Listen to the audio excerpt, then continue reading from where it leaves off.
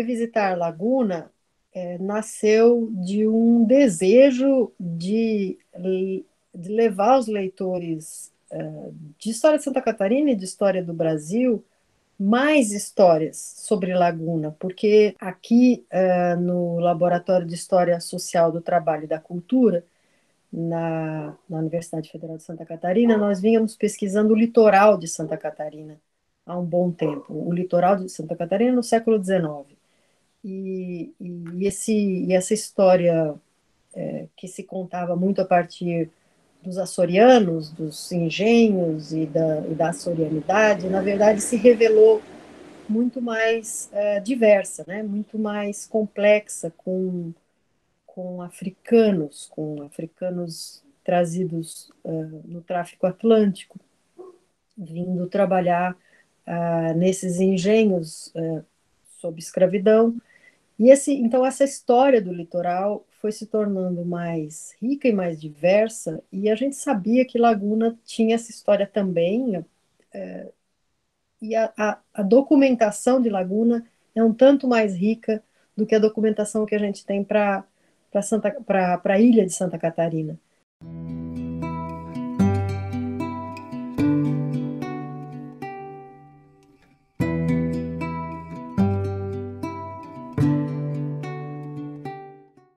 Revisitar Laguna traz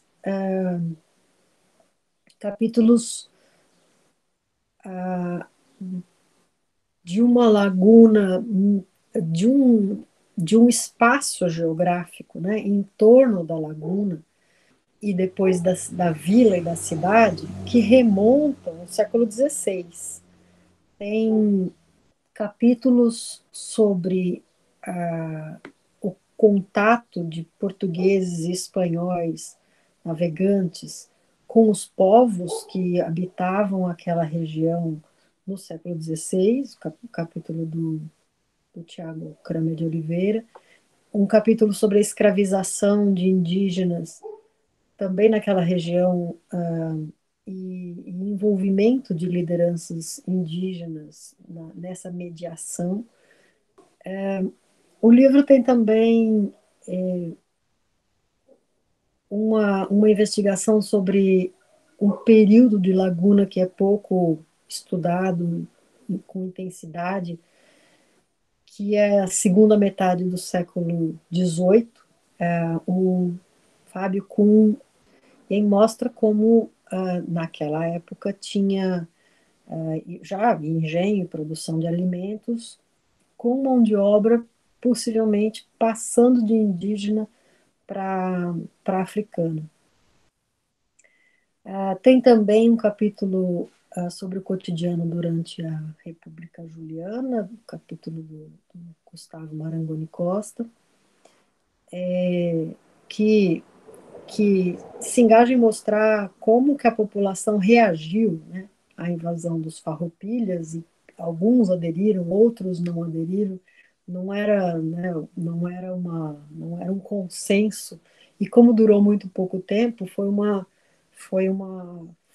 onda, né, que passou pela cidade, mas ele tenta mostrar como a população participou da República Juliana.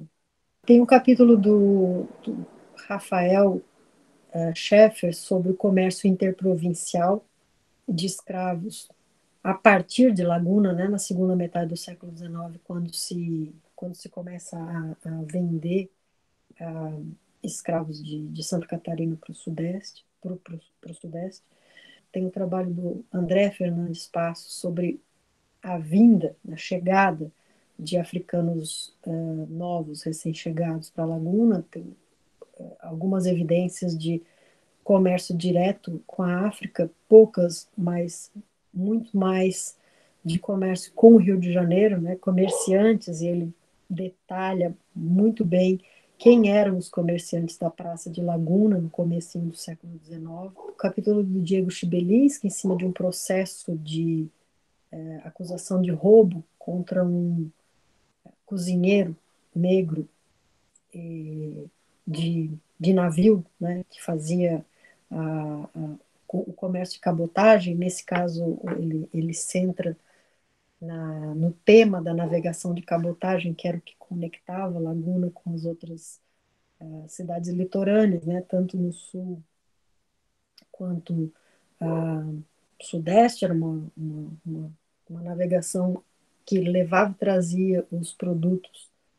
Tem o meu capítulo sobre uma família, a família da Joana, que recebe uma promessa de alforria condicional, e eles entendem como alforria condicional, mas na verdade é uma metade de alforria e uma metade de escravidão, e é uma relação que se estende por décadas, né? Essa expectativa de liberdade que no fim pode até acabar virando uma reescravização. E tem o capítulo do Júlio César da Rosa, que mostra como os dois clubes negros eram espaços em que trabalhadores, né, de origem africana, já no pós-abolição, tinham como lugar de convivência. Eu acho que o que chamou bastante atenção foi justamente a força dessa laguna marítima. A gente imaginava, né, um porto, uma cidade portuária, mas tá em todos os capítulos o mar e a cultura marítima bom, as pessoas que vão e vêm pelo mar, os bens que vão e vêm, o trabalho que envolve fazer barcos, conduzir barcos e, e, e ir e vir em barcos. Tinha muita gente que vivia de alugar seus escravos marinheiros para viagens marítimas. Então, tem a fortuna, né, os bens constituídos em Laguna dependem dessa situação de cidade portuária.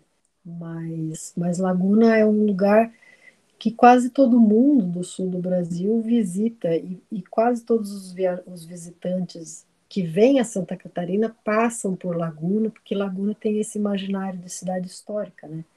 Então